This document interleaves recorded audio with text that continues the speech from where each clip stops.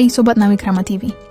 Kebaikan dan ketulusan hati, Prabowo Subianto kembali disenangi para pemimpin dunia lainnya. Kali ini kebaikan sang presiden membuat Zimbabwe berniat ingin melakukan kerjasama. Negara kecil di benua Afrika ini seolah meminta bantuan ke Prabowo agar negaranya bisa bangkit dari kekacauan. Salah satunya adalah hiperinflasi yang melanda Zimbabwe selama hampir 1 dekade. Apa yang dilakukan oleh Pak Prabowo langsung mendapatkan tanggapan dari media asing. Penasaran kisahnya seperti apa? Dengerin ceritaku sampai selesai ya. Zimbabwe ingin bekerja sama dengan Indonesia. Prabowo Subianto dikenal sebagai pribadi yang sangat rendah hati. Meskipun dibesarkan di lingkungan pejabat, ex-danjen Kopassus ini sama sekali nggak asing berbaur dengan rakyat kecil. Sejak di masa muda, Pak Prabowo sudah menunjukkan kecintaan kepada rakyat biasa. Sikap hebat ini sudah menjadi karakter putra Sumitro Joyo Hadikusumo ini sampai jadi presiden. Publik tanah air pun nggak heran melihat Pak Prabowo pandai bergaul di dunia internasional. Bahkan Prabowo ikut merangkul negara-negara kecil yang sedang membutuhkan bantuan. Hal ini dibuktikan dengan bersedianya pemerintah Indonesia menjalin kerjasama. Sebelumnya, petinggi Vanuatu sudah datang ke tanah air membahas kesepakatan bilateral. Padahal negara ini hanya memiliki luas 12.274 km persegi dan hanya berpenduduk 327.000 jiwa saja.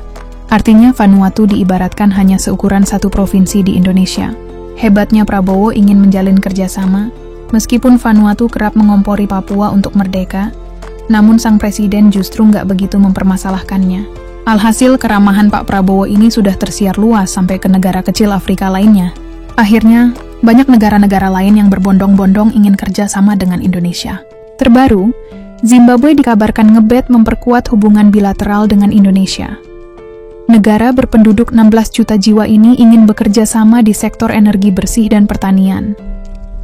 Niat ini dilontarkan langsung oleh Martin Makururu yang hadir dalam acara pelantikan Pak Prabowo. Kami mendapat dukungan besar untuk litium di Zimbabwe, dan kami tahu Indonesia adalah pemimpin dalam produksi kendaraan listrik, jadi kami ingin bekerja sama secara besar-besaran di sektor tersebut, terang sang duta besar. Kondisi cukup parah di Zimbabwe. Hubungan bilateral ini disinyalir karena Prabowo terenyuh dengan kondisi memprihatinkan Zimbabwe. Alhasil, RI1 ini dikabarkan ingin membantu negara Afrika Tengah ini bangkit dari keterpurukan. Dengan tangan terbuka, Pak Prabowo menyambut tawaran kerjasama dari Zimbabwe. Harapannya ekonomi Zimbabwe bisa bangkit bersama pemimpin baru Emmerson Mnangagwa. Seperti diketahui, Zimbabwe sendiri mengalami hiperinflasi parah sejak tahun 2008. Situasi buruk ini membuat mata uang di negara daratan Afrika ini hampir nggak ada harganya sama sekali. Bayangkan saja, saat itu harga komoditas di Zimbabwe naik mencapai 80.000 kali lipat. Anggapannya satu butir telur di Zimbabwe dihargai puluhan miliar dolar atau ratusan triliun rupiah. Bahkan masyarakat perlu segepok uang 1 argo hanya untuk membeli 1 roll tisu toilet. Kejadian ekstrim ini pun membuat rakyat Zimbabwe sengsara bukan main. Perekonomian di negara beribu kota Harare ini pun hancur total. Bahkan Zimbabwe masih memegang rekor sebagai negara dengan inflasi paling tinggi di dunia. Berbagai upaya pun dilakukan oleh pemerintah Zimbabwe untuk membuat perekonomian negara pulih. Termasuk yang cukup membuat publik terkejut adalah dengan mengganti mata uang. Negara berbentuk republik ini telah merilis mata uang baru yang disebut Z-Gold atau emas Zimbabwe. Sebelumnya mata uang negara ini adalah dolar lokal. Pemerintah Zimbabwe pun mengklaim nilai tukar mata uang anyar ini sudah memberi dampak positif. Kini mata uang negara ini disebut tidak lagi tergerus oleh inflasi. Sebagai perbandingan, 100 juta dolar Zimbabwe di tahun 2008 setara dengan sekitar 11 juta rupiah. Kini dengan mata uang baru, nilai tukar 1 juta Z-Gold setara sekitar 48 juta rupiah. Hubungan baik Indonesia-Zimbabwe. Terjalinnya hubungan Indonesia dan Zimbabwe nggak terlepas dari pengaruh merah putih di Afrika. Negara-negara benua hitam diketahui sudah lama mengagumi keberanian Indonesia. Bagaimana tidak? Mereka menganggap Indonesia sebagai contoh negara berkembang yang sukses. Yang penting bahwa Afrika ini sekarang melihat di Indonesia mereka lihat Indonesia ini sebagai suatu contoh keberhasilan negara yang berkembang, tutur Prabowo saat masih menjadi menhan. Saat itu nggak heran negara-negara Afrika kepincut berkunjung ke tanah air.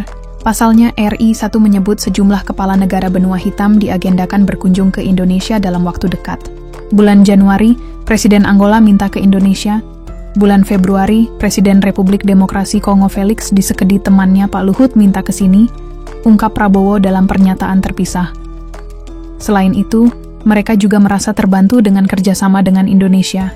Sebut saja Zimbabwe yang sudah menjalin hubungan bilateral sejak tahun 1986, ditambah lagi negeri rumah batu ini memiliki kedutaan besar Republik Indonesia. Hubungan akrab antara Indonesia dan Zimbabwe memang sudah terlihat sejak era Joko Widodo. Pasalnya volume perdagangan kedua negara mencapai 86,86 juta dolar di tahun 2021. Jumlah ini meningkat drastis dari angka tahun 2020 yang berkisar 60,28 juta dolar saja. Selain itu, Indonesia juga menjalin kerjasama di bidang kesehatan dengan Zimbabwe. Sebagai informasi, kedua negara akan berkolaborasi dalam pelayanan kesehatan primer. Ditambah lagi, Indonesia pernah menyalurkan bantuan senilai 150.000 dolar ke Zimbabwe, sebab negeri reruntuhan kuno pernah dihantam topan pada 2021 silam. Tanggapan media asing. Hubungan bilateral Indonesia dan Zimbabwe diyakini akan semakin akrab di era Prabowo Subianto. Pasalnya, media lokal gencar memberitakan kerjasama antara kedua negara, salah satunya yakni kerjasama di bidang peternakan, khususnya untuk sapi. Diketahui Indonesia membantu inseminasi buatan untuk sapi ras di Zimbabwe. Alhasil, langkah ini dipuji Givio Sisito, selaku peneliti di Matopos Research Institute.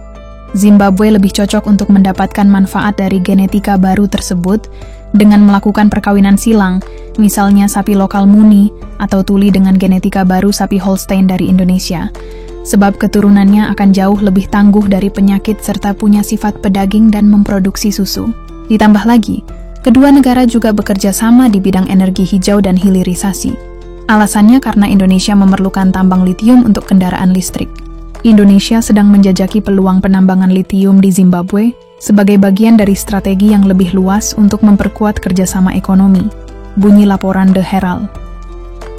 Bahkan media Zimbabwe juga terkesan dengan penegakan hukum di era Prabowo. Pasalnya, media Southern Eye khawatir dengan penambangan ilegal yang mewabah di Zimbabwe. Media yang bermarkas di Harare ini kemudian memuji ketegasan penegakan hukum di tanah air, sebab perizinan tambang di Indonesia dianggap transparan dan bertanggung jawab. Tinjauan izin pertambangan di Indonesia menunjukkan pentingnya transparansi dan akuntabilitas. Dengan mencabut izin ilegal dan bermitra dengan badan usaha swasta dan publik, Indonesia telah menegakkan praktik pertambangan berkelanjutan, tulis Southern Eye.